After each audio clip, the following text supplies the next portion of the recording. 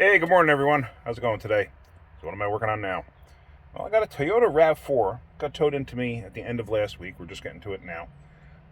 Customer says needs a fuel pump. Won't start. Okay. Well, my question is, how do you know it needs a fuel pump? Don't tell me that. Just say it won't start. I don't care what you think it is. I want to know. I want to diagnose it myself. It's how I've always been, because anytime I listen to somebody, it could be another technician. I want to know for sure. It has to be somebody that I really trust in order to go with what they say. And there's a few of them out there that I know that I absolutely trust what they have to tell me, but not for nothing. I want to know for sure myself before I put my name on fixing a vehicle. Anyway, so here's the car here. I'm just getting into it now. I haven't done anything yet. I'm sitting in it. I put the key in the ignition. As you can see, windows are all misted up and whatnot. So let's start it up, see what we got. Oh, there it started. Hold on.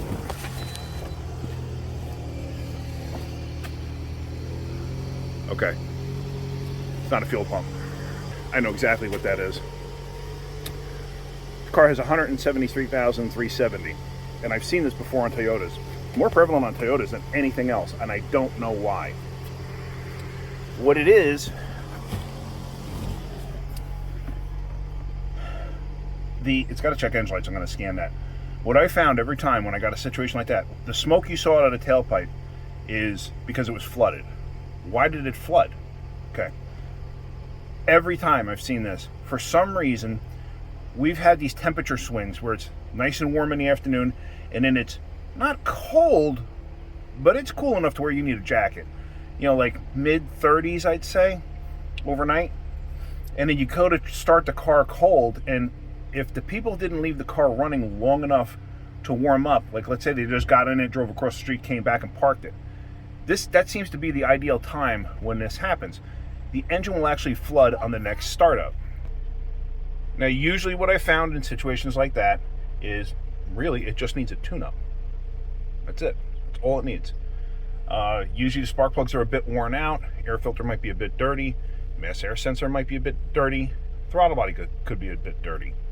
So I think this is going to be an ideal time to show you how to clean a mass air meter and how to clean a throttle body, because I'm pretty confident that's what it's going to be. So let me actually, our parking lot is absolutely jammed up with cars. So I'm going to pull this thing around and I'm going to back it into the shop. And what we're going to do is, because I want to give this thing a once over, what we're going to do is we're going to give this thing a tune-up most likely, but I want to pull a plug out and stuff like that, and I want to just look at it and see what it looks like. But that smoke that you saw there, that's because it was flooded out. But I want to check the check engine light too, because we've got a check engine light, we have a VSC light, and we have a traction control light. All of that could be because of a check engine light, and depending on the code. Certain engine codes can throw traction control and VSC light on Toyotas, and other makes too, so just so you're aware. It can actually, on certain vehicles, can throw ABS. It's amazing all the different codes it can throw, or different lights it can throw just because of one engine code. It depends on what the failure code is deemed as. It's not, I don't want to say importance level, it's a wrong word. It's basically how important is the code, how detrimental is it to the car that this code is set. You know, how much of an issue can this be? If it's high on the scale, like, whoa, we got to fix this now, it could throw, a whole bunch of lights on, for that one thing. So let's get this in, let's scan it for codes, and we're going to be doing a tune-up. All right, so it's an 08, and I got the scanner hooked up now. I haven't done anything yet. Let's go ahead and scan it and see what we got. So I got the key on. So we're going to do a code scan, and we're just going to see what we got.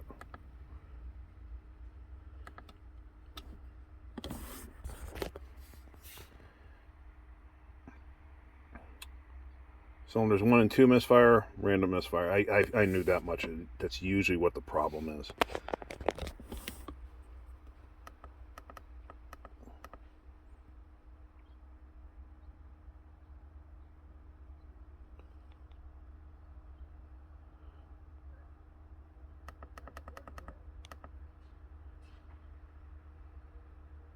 see how it kicks back, so it's kind of not even worth.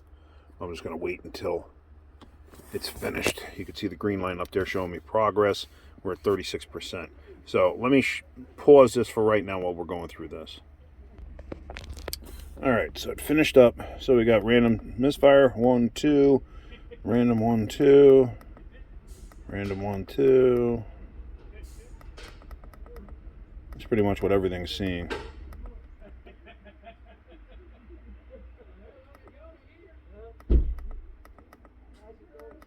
All right, so what we're going to do, I'm not concerned about any of that.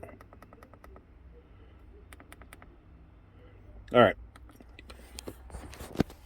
So what I'm going to do is I'm going to pull it's got a cover going over the engine. Let me show you that, because what we're going to do is we're going to pull that. Actually, I got people out here talking, so I don't know if I want to show you that just yet, but it's just a plastic cover, 2 screws. It comes off, and that's where you can see the coil packs and everything else. So I'm going to start taking that stuff apart and go from there. I want to take a look at the air cleaner, but we're going to clean the mass air meter, the throttle body. We're going to change the plugs, and if it needs an air filter, we're going to put an air filter in it. Maybe put a PCV in it also. So let's take a look and see what we got. So here we go underneath the hood. Here's the mass air meter. It's held in with 2 Phillips head screws on this. And the throttle body's down there. We're going to take this air hose off. One thing you also want to check too is when you take this off, be sure the bellows here aren't cracked. If you have a vehicle with mass air, you got to worry about that. If this thing's cracked, you need to replace it because it can affect the reading. If you don't have a mass air car, it's really not going to affect anything other than you're going to have unfiltered air going in. So let's go ahead and let's get this upper cover off and let's take a look at the air filter on that. So there I got the cover off, and as you can see, those are actually 4 replacement coils. I don't think I got a coil issue because once it started, it ran fine. It just blew smoke out the tailpipe. So I'm going to pull the coils out, and we're going to clean. I'm going to pull the coils out, pull the plugs out. I'm going to clean the mass air meter. I already did the clamp here. I undid the clamp, I should have said. And here, the air box comes out. Look at that. Somebody did change the air filter. So somebody must have tuned this up. So now, at some point, I mean, it hasn't been that recent. Look at all the leaves and debris in there. So we're going to clean this out. I'm going to take this hose off, and as you see, it's got a clamp down there. And let's look at that throttle body. All right, so we pop the coils out. I'm sitting there. Here's the plugs. These things weren't changed all that recently. They have been changed, but see the carbon marking down there? That could be from combustion, compression, whatever, blowing past just slightly over time. Because really all this is a pressed-in fit and crimped down. But yeah, the plug is a bit worn, as you can see. I don't know if the heat range is correct on these two. I'd have to find out. So I'm going to ask when I call for the parts. But we're going to do plugs. We're going to do a PCV, and we're going to do a throttle body cleaning and a mass air cleaning too. And I'm just going to get the leaves out of the air box. We're going to leave that air filter alone. So let's get that going, and then once I get the parts here, I'll show you everything. All right, so here's the mass air meter, and it's an original Denso. And I took the screws out. Now, this thing should just pop straight up like that. I could have probably sprayed it in there because, you know, it's sticking down right here. But I'd rather do it in my hand here. Now, there's the filaments. Never, ever, ever take a Q-tip, a rag, a brush, or anything like that to this. That should be the temperature sensor, if I'm not mistaken. I can't even focus on it. Yeah, and those should be the actual mass air sensors inside there. But basically, all you're going to do is take QD electronic cleaner. You can even take, they sell mass air flow sensor cleaner. You can even take that. But let me come over here because I got to do this one-handed. And what we're going to do, so I'm just going to lay this down on the back of this wrecked pickup truck. And you're just going to liberally spray everything.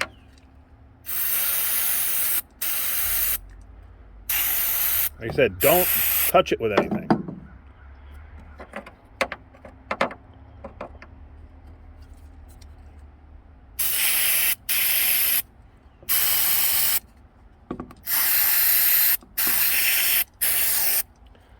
That's it. That's all you're going to do. So now set this off to the side. You can even reinstall it. But I like to let it dry. As you can see, that stuff dries pretty darn quick. So what we're going to do is we are going to get this back in place, and then we're going to clean the throttle body. Now on the throttle body, what you're going to do is you're going to take something like this. I prefer carbon choke cleaner. I think it works better. And what you're going to do is you're just going to liberally spray it. Now, yes, this will flood the motor out a little bit. Now you're going to spray that, and then usually what I do is I either take an old toothbrush. I keep these in my toolbox whenever I'm done using them, when they're worn out. And you're going to go in there and you're going to scrub it. It's kind of hard. I don't have a way to actually show you this.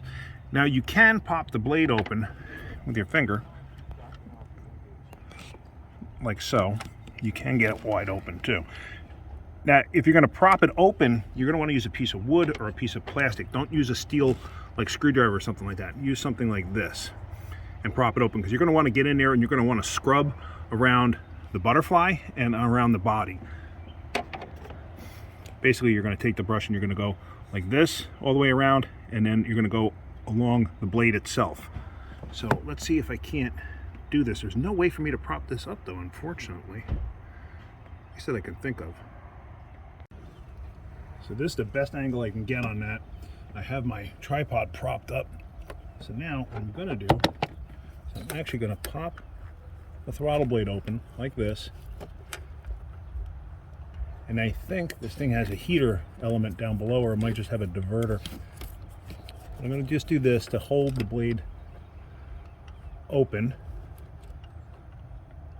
like such.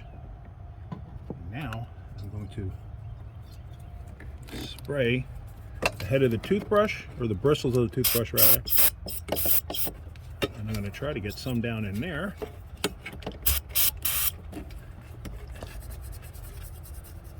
And you're just going to do like such. You can see getting the varnish off, or the carbon buildup, or the gook, whatever you want to call it. And basically, this is what you're going to do. It's a little tricky too, because I got the camera in my way. But I just wanted to show you that, so now you got the general idea. And there you go. Throttle body's nice and clean. So we're going to leave it at that. Now the motor will be flooded slightly when I go to start it. That's from the carburetor cleaner going down in a hole there, so that's to be expected. So now we are going to replace the PCV valve, and then we have some OE Denso plugs. The NGKs are not the OEs, although it is the right part number. I did check on that. I always like to use an OE style plug if I can. These are the OE replacements, so that's what we're going with. I've seen it in the past where you use like let's think, oh, okay, well in my Chevy I'm going to use a set of NGKs, or in my Dodge I'm going to use a set of NGKs, and then all of a sudden you wind up with it doesn't run quite right. You wind up with some kind of a misfire or something like that, and it's because of the plug, believe it or not. Couldn't tell you why. The first time I ever found this was back in the 80s when I was really just starting out. We had a newer Corvette at the time that came in. The guy wanted a tune-up. We tuned it up, ran terribly when we were done. The guy, I didn't do it. Another guy, he had put a set of Champion spark plugs in it. And one of the guys there said, no, you need to put AC Delcos in there. So he put AC Delcos in there, and then it ran fine. It ran great when it was done. It was just like, it like lost performance and stuff like that. It's like, it just wasn't right. And it was because of the spark plugs. Couldn't tell you why. You would just think that it would work, but it doesn't. So we're going to change this PCV valve. We're going to put these plugs in, and then we're going to start this up. PCV is super simple. Basically, you just take this little squeezy clamp, and you want to push it back and get this hose off of there. I can't do it one-handed, but you get the general idea. Basically, you're going to move this clamp, and then you're going to get that hose off of there. As you can see, the hose is moving. And with the hose out of the way, you're going to take a 7/8 or a 22 millimeter, and you're going to crack that free, get that out of there. As you can see, it is a little munged up with stuff, but that's all right. I mean, I'm replacing it anyway. Sometimes I'll clean them out. It really depends. This one, I mean, you can shake it and you can feel it because it's a spring-loaded valve in there. Basically, it's basically like a metered. It creates vacuum that pulls into the intake. There, you can actually see it moving as there. See it? It creates an internal vacuum leak technically, but it's a metered vacuum leak. The new one, it does the same thing. So, but you never know. That thing might not have been sealing correctly when it wasn't supposed to be doing what it was doing. So, but let's get this installed and get the hose back on. Let's get the plugs in. There are two schools of thought when it comes to anti-seize. Yes and no on spark plugs. I say yes. I use just a light dab, little tiny. You don't have to do any more than that. It gets in the threads. That's all you need. I've seen people slobber them on there, and supposedly, I've never seen it, but supposedly it can create a misfire because the actual outside of the spark plug is not grounded because of too much anti-seize. I've never seen that. I've heard people say it, but I actually don't believe it. So anyway, if you're going to use anti-seize, just use a light amount. As you can see, there's hardly anything on there. But supposedly new spark plugs, or at least since I forgot what year, they started putting a coating built into the threads, and it supposedly helps keep them from seizing in place. You know what? I'd rather not take a chance. I don't want them seizing in place. So let's get these plugs in. Oh, the other thing. Iridium spark plugs. Any type of spark plug that has like a iridium tip, platinum tip, palladium tip, or whatever. Do not stick a gapper in there. Eyeball it. You can put a gapper in just to check the gap, like as soon as it touches, stop. This way you know what the gap is. But look at the gap. If the gap looks correct, then leave it alone. Putting a gapper in there can actually ruin the spark plug. You can actually create a misfire, because if you use the gapper to create the gap by rubbing it in between the two, between the grounding strap and the actual center electrode, you can actually wipe away the iridium tip, or scratch it or whatever, and it can create a misfire. I've seen it. So, and if you ever watch Richard Holdner, I think it is, he did a test with spark plug gaps and dyno test, actual dyno test, and on a naturally aspirated engine like most engines, it makes next to no difference where you set the gap. I mean, obviously once you get too close it makes a difference, and once you get too wide it makes a difference. But if you're going 40 to 60 thousandths, you'll never ever notice a difference, and it made almost no difference on a dyno. Now if you're dealing with a turbo car, it's a little more precise. You got to be a little more careful. You got to know what you're looking at. So if you've got a turbo car or something like that, obviously if you have a race car, you're going to do something different. If you have a race car with nitrous, you're never going to use this type of plug. You're going to use an old conventional style plug. But yeah, so just something to keep in mind. Don't stick a gapper in there. You can create a problem. These spark plugs have a crush washer, as you can see. And here again, when it comes to tightening stuff up, if you're not going to put a torque wrench on it, do it the right way. You're going to feel crush. You'll feel this bottom out once you drop the spark plug down in place. Don't just drop the spark plug in the hole and then put the socket on top of it. I've seen people do that. Put the spark plug in using the socket. Now, spark plug's going in now. And now I'm threading it down. By hand, obviously. And then you'll feel it bottom out. Now the nice thing about using a touch of anti-seize on there too is it makes it smooth going in, because sometimes it's not smooth. Now when I go to tighten this up, and of course I put my tripod away. When I go to tighten this up, let's see here. It should be about 3/4 of a turn of the gasket crushing. That's about 1/4. It's about 1/2. That's about 3, not quite 3/4. But now the spark plug just stopped. That means the gasket's crushed. Just go a little bit more. You don't have to go bananas. You don't have to sit there and go rah and tighten it up. So let me do the rest of these, and that'll be perfectly fine. Let me just show you one more time. I already bottomed these out. So 1/4, 1/2, and I could feel the gasket starting to flatten out. So there it is. It's tight. So there, tighten up. You don't have to go any more than that. It's just about 3/4 of a turn in total to crush the gasket and get the plug tight. If you don't have a gasket, if it's the type that just fully seats on its own, like with a taper fit, and you're not going to torque them, there again, you don't have to be an animal tightening them up. Just get them tight and then just go like a little snug, and that's it. Don't go any more than that. You don't have to go bananas. You don't have to have like a 3-foot long breaker bar on there to tighten up a spark plug. All right, so let's get this together. Let's get everything back together, and then let's run this thing. All right, so we're all together. Let's close the hood down, and then let's start this thing up. I just close the hood. Always make sure your hood's secure. So this way you didn't, because sometimes the latch could get partially seized up underneath there, and it didn't release fully, so this way it doesn't fully, or it didn't unrelease fully, so this way it doesn't latch. You don't want to go down the road and have a hood fly open on you. So let's come inside here. What we're going to do is we're going to start it up first, and like I said, this thing will be partially flooded. That's normal.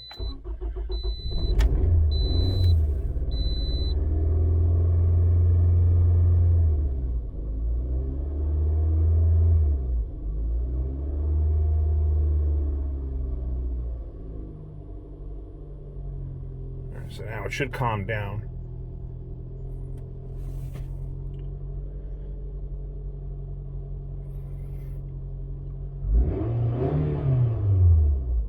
You may even have residuals sitting in the belly of the intake manifold, because the intake manifold hangs low and it has like a belly in it. And what will happen is some of the fluid from the carburetor cleaner will sit there, and as the RPMs go up as you drive down the road, it may get sucked through, so you may create a slight misfire then.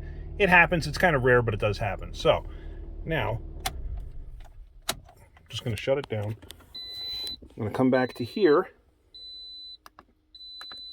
I'm going to clear all codes.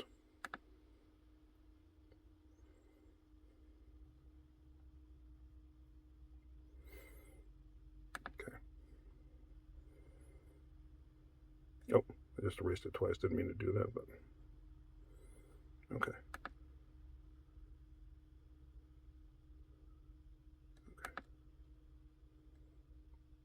So now I'm just going to leave it there.